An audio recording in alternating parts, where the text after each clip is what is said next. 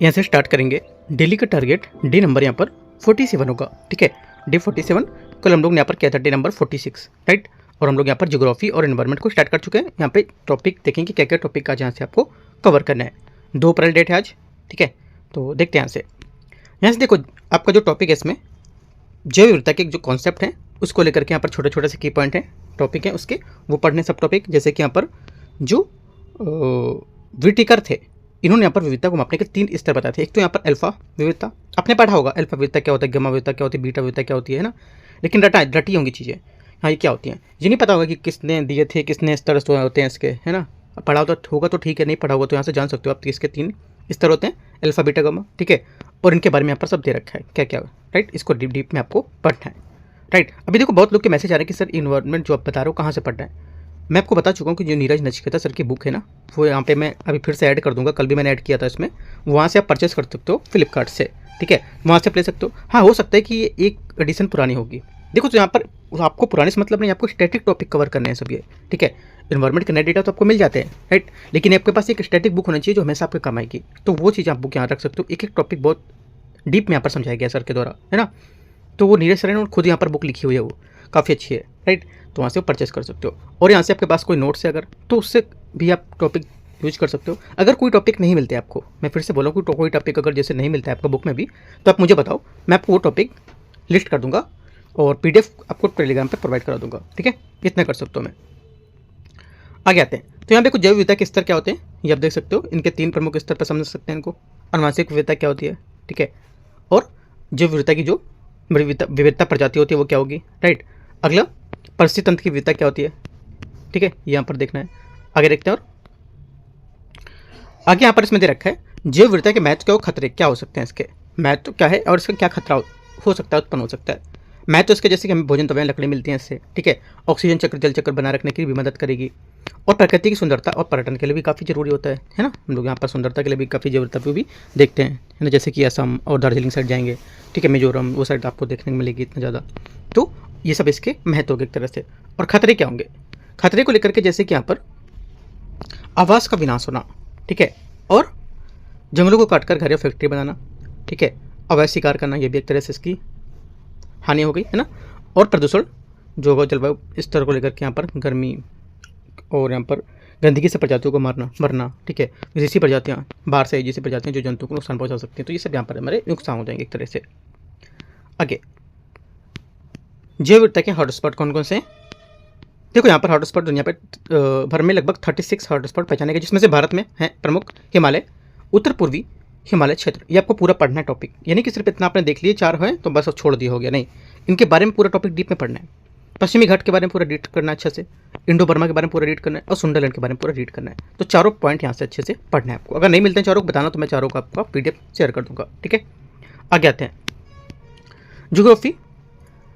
तो यहाँ से देखो एनवायरमेंट के लिए आज मैंने ज़्यादा नहीं दिया है, इतना टॉपिक आप यहाँ से कवर करो और साथ में रिवीजन जरूर करते हो। जितना आप पीछे पढ़ चुके हो ना इन्वायरमेंट का, जैसे पढ़ ही रहो, अभी तो स्टार्ट हुआ है, जैसे इकोनॉमिक पढ़ चुके हो, पॉलिटी पढ़ चुके हो, ठीक है, और हिस्ट्री पढ़ चुके हो, उन सबका रिवीजन भी करते रहो साथ में, राइट। मैं रिवीजन का टाइम भी देता रहता हूँ आपको, लेकिन आपको खुद मैं अगर टाइम नहीं भी दे रहा हूँ, ठीक है, तो आपको रिवीजन करना है, रिवीजन तो करना ही करना है, ठीक है, ध्यान रखना है आपको। आगे देखते हैं ज्योग्राफी स्टार्ट होता है यहाँ से। इसमें आपका भूकंप, अर्थक्वेक, भूकंप क्या होता है ये देखना है। उद्यम केंद्र क्या होगा, ठीक है, फोकस, और इसका जो हाइपो सेंटर जो होता है ये देखना क्या होता है। अधिक केंद्र क्या होता है, ठीक है, एपी सेंटर। और भूकंपी तरंगे क्या होती हैं, राइट, ये सब आप रीड करो। कायिक तरंगे क्या होती हैं, पी तरंगे और एस तरंगे इसके जो होती हैं वो भी आपको यहाँ से रीड करना है। धरातली तरंगे, ठीक है, लव, और यहाँ पर रेले तरंगे से विनाशकारी होती हैं, इसके बारे में रीड करो। छाया क्षेत्र क्या है इसके बारे में पढ़ना है। मापन मेजरमेंट है, रिक्टर स्केल, मर्केली स्केल, तो ये सब यहाँ पे रीड करना है। अगर ये टॉपिक मिलेगा तो अच्छा है, क्योंकि यहाँ पर बहुत जगह टॉपिक है ये वाला। NCERT में भी दे रखा है ना, और आपका जो बुक है महेश बर्नवाल की वहाँ पे भी दे रखे हैं, ठीक है, तो यहाँ पे आप कवर कर सकते हो इसको। कारक और वितरण क्या होते हैं इसके, ठीक है, इसके वितरण और कारक देख सकते हो कि जैसे कि विवर्तनिक कारण, ठीक है, टेक्टोनिक प्लेट्स की गति, ज्वालामुखी कारण के इनका जो विस्फोट का कंपन होता है वो, मानव निर्मित कारण जैसे कि बांध बनाना, परमाणु परीक्षण करना, खनन करना, एक तरह से इसका ये हो सकता है। विश्व का वितरण ये हो गया।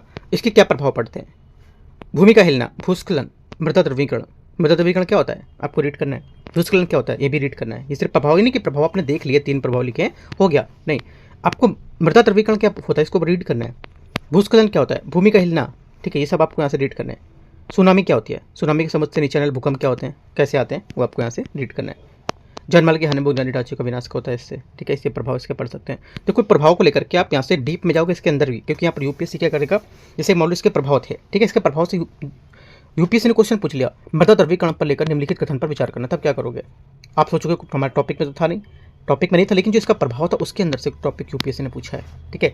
यूपीएससी ऐसा पूछता है क्वेश्चन, जैसे कि आप हम लोग भूकंप का टॉपिक चल रहा है, भूकंप क्या पकड़ना, क्या प्रभाव, क्या उपयोगिता, तो प्रभाव के अंदर से पॉइंट इसका निकाल करके पूछ लिए, है ना ये। तो ऐसे करके क्वेश्चन आपको चीज़ें पढ़नी है, कोई भी चीज़ छूटनी नहीं चाहिए आपकी, ठीक है। अब यहाँ पर हम लोग इसके एमसीक्यूज भी करेंगे, थोड़ा सा डिले हो रहा है एमसीक्यूज का, तो आज कोशिश करेंगे शाम तक कराने की, इसके जो इन्वायरमेंट का पहला पार्ट था उसके एमसीक्यूज कराने की करेंगे कोशिश, ठीक है, और ज्योग्राफी की भी।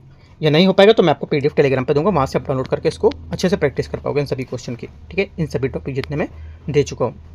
ज्वालामुखी आपको पढ़ना है, यहाँ से प्रक्रिया सामग्री क्या होती है, मैग्मा बनाम लावा ये क्या होगा, ज्वालामुखी के अंदर जो वेंट है, क्रेटर है, मैग्मा चैम्बर है, ये क्या होते हैं, इनके निकलने वाले पदार्थ जैसे कि कैसे जो होती है CO2 SO2, है ना, राख, पायरोक्लास्टिक, फ्लो और लेपिली, ये सब रीड करो। ज्वालामुखी के प्रकार और वर्गीकरण क्या होते हैं, सक्रियता के दर पर, विस्फोट की तीव्रता के दर पर रीड करने हैं, ठीक है। और ज्वालामुखी के यहाँ पर क्या स्थलाकृतियाँ होती हैं, ठीक है, स्थलाकृति के बारे में यहाँ पर दे रखें, जैसे कि बैकोलिथ और लेकोलिथ होते हैं, ठीक है, लवा पठार होता है, सिंडर कोन ज्वालामुखी पर्वत होते हैं, ये सब यहाँ पे रीड करोगे। वितरण और प्रभाव देखना है ना, क्या यहाँ पर वितरण होता है, जैसे कि ज्वालामुखी जो प्रशांत महासागर रिंग ऑफ फायर है इसको लेकर के, राइट, सकारात्मक प्रभाव क्या इसके उत्पन्न हो सकते हैं और नकारात्मक इसके प्रभाव क्या उत्पन्न हो सकते हैं जो प्रशांत महासागर के रिंग ऑफ फायर है इसके वितरण में, प्रभाव में, राइट। तो देखो जितने भी यहाँ पर की पॉइंट आते जा रहे हैं, जहाँ पे कॉमा लगा है, ये सब टॉपिक पढ़ना है आपको। कीमती खनिज मान लो आगे, कीमती खनिज क्या होते हैं, आपको सिर्फ ये नहीं कि सकारात्मक प्रभाव कौन से हो गए, कीमती खनिज हो गए, तापीय ऊर्जा हो गई और जो उपजाऊ मिट्टी हो गई, ये ही सिर्फ इतने में ही डिपेंड नहीं होना है, इनकी डिफिनेशन भी आपको यहाँ से पढ़ना है डीप में जाके, ठीक है, ये मेरा कहना है, ठीक है।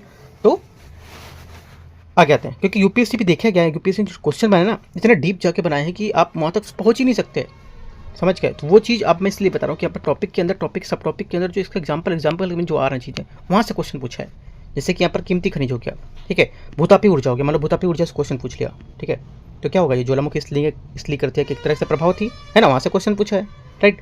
ग्लोबल वार्मिंग जैसे हवाई यातायात में बाधा विनाश, राइट। आगे इतने टॉपिक आप यहाँ से ढूंढ के एक पॉइंट आपको यहाँ से कवर करना है आज, ठीक है। जो नहीं मिलेंगे मुझे बताओ, मैं आपको टॉपिक पूरे शेयर कर दूंगा, ठीक है।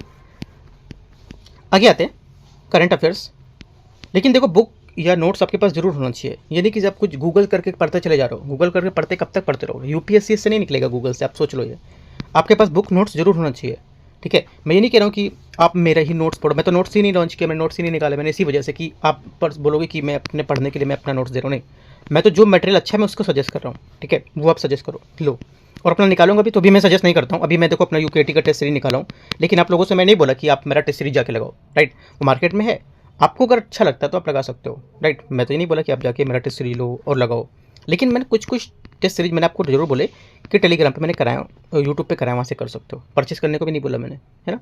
तो देखो जरूर नहीं कि मैं आपको ऐड करने के लिए बोलूँ कि ऐड हो रहा है हमारा जो चैनल है उसका ऐड करा, नहीं, जो रियल चीज़ें उसमें आप जानो, ठीक है।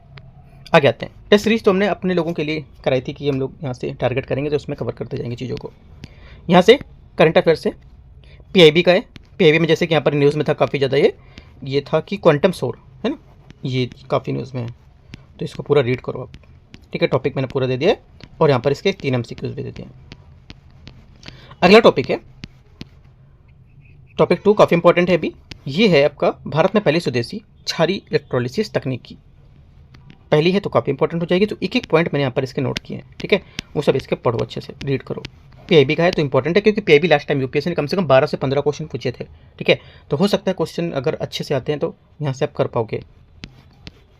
आगे टॉपिक 3, प्रधानमंत्री धन धान कृषि योजना, ये भी आपका पीआईबी में टॉपिक था, तो ये भी टॉपिक आप रीड करो, ठीक है, एक एक चीज़ों को कवर करो, MCQ सॉल्व करो, ठीक है।